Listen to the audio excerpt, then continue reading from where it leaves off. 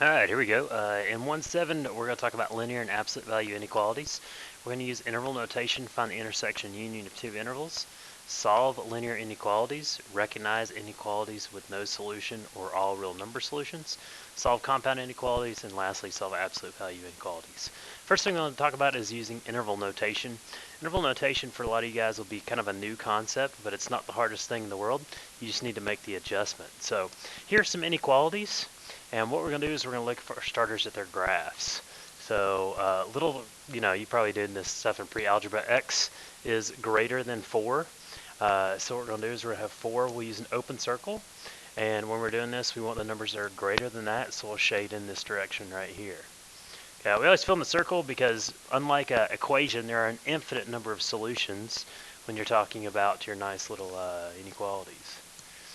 On this one, it says x is less than or equal to negative 2.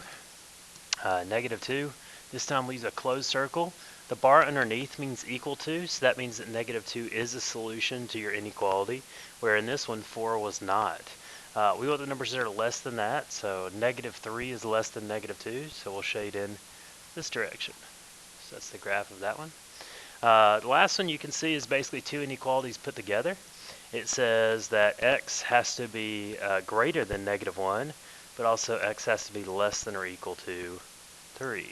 So negative 1 here, closed circle at 3. Oops, yeah, 3. Open circle at negative 1. And we're going to shade in between those two.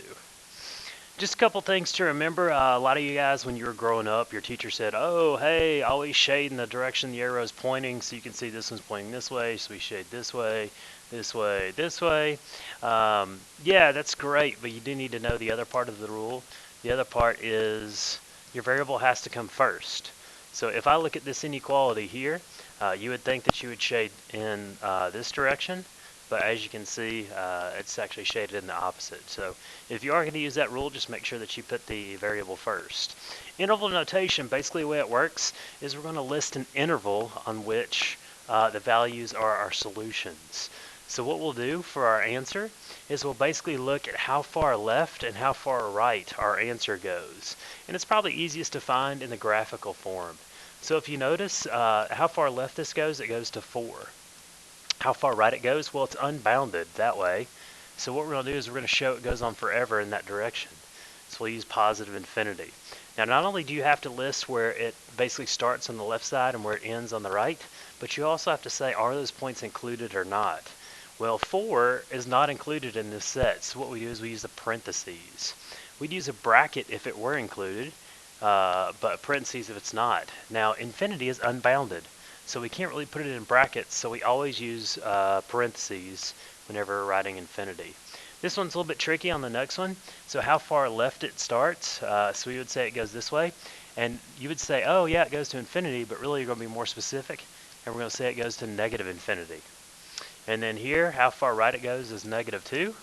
Again, positive and negative infinity will always be in parentheses, where these values will either be in parentheses or a bracket based on whether or not they're included in the set.